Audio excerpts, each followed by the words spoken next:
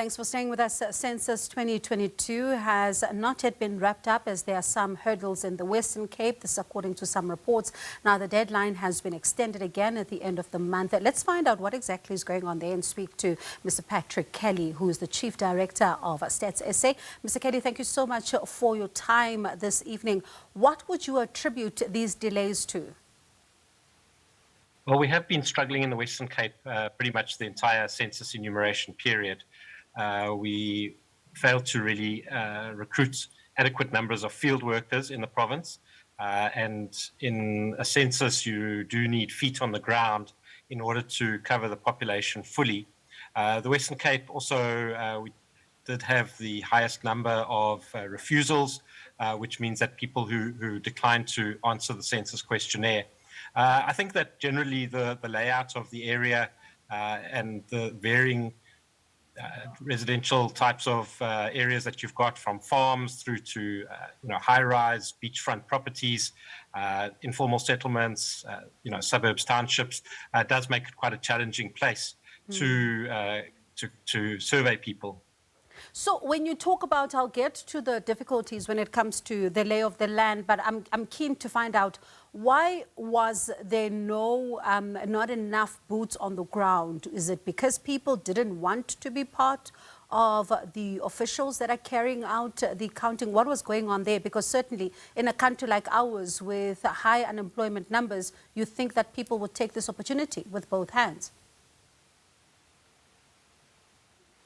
Yeah, sure. What we had tried to do was to recruit people to work in the areas in which they live, that they would then have some knowledge of the region of that particular area, that would facilitate field work. So work and salary that we're offering is attractive to people who probably are not employed.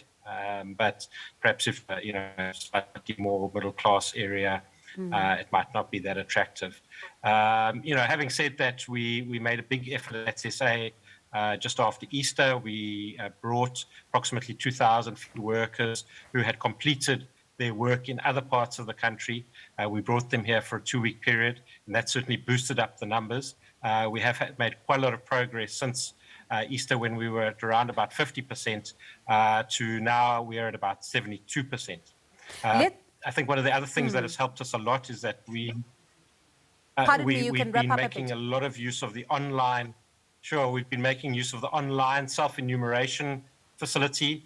We have 6% of people counted so far in the Western Cape have used that, and it's still available. It's very easy to use. You don't need a field worker to come to your house. So we do encourage people to go to getcounted.statssa.gov.za to complete the census questionnaire. What were the reasons that were given by those that were refusing to simply answer some of the questions? Yeah, you get different types of situations. So in some cases, it's not really overt refusal. It's that you might live in a gated community or a high-rise complex of some sort, and it's just very difficult for the field worker to get in, and people are unwilling to make arrangements for field workers to come and enumerate people in that complex. You do also get people concerned about confidentiality, which is that the confidentiality of the data is 100% protected. We do also get problems in some communities where there may be gang activity, types of factionalism, and it becomes very difficult for field workers to actually work there without police presence, which we do arrange, but it still is challenging.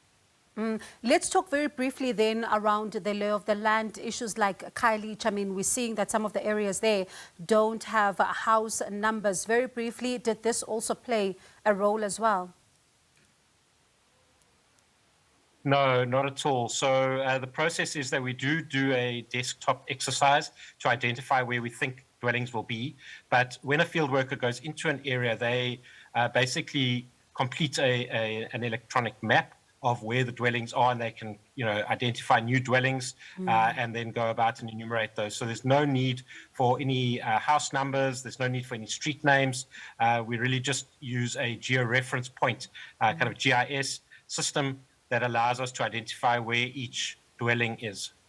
Minister in the presidency, Mondli Gungubele, says that the low turnout is not yet a cause for panic. We saw him talk about this and saying that there will be, of course, an assessment that will be carried out in the future. But I wonder, this low turnout, despite these extensions, how would you say, if people do not heed this call and you don't meet your target, how will this impact the national budget allocation? Okay, so there's probably a couple of things in there. First of all, the final census results are calculated based on both the number of people that we count in an area, as well as a quality assurance survey that we run afterwards, known as a post-enumeration survey. This is conducted by more highly trained interviewers using a sample and is scientifically designed to correct for undercounting in particular areas. So those two, the census and that combined, will give us the final counts. But having said that, it is really, really important for as many people to be counted as possible. It's not a direct correlation, but the population of a province and a municipality do enter into the formula that are used for working out what's known as the equitable share, which is, the part of the national budget that is allocated for services in provinces and municipalities. And so it is really important that the correct population and the characteristics for each community are recorded so that the needs can properly be assessed, and government and other agencies and businesses even are able then to respond to those needs. All right, Mr. Kelly, thank you so much for your time this evening, and we'll catch up then to see if this extension does yield some result at all. That was the Chief Director of Census, Patrick Kelly.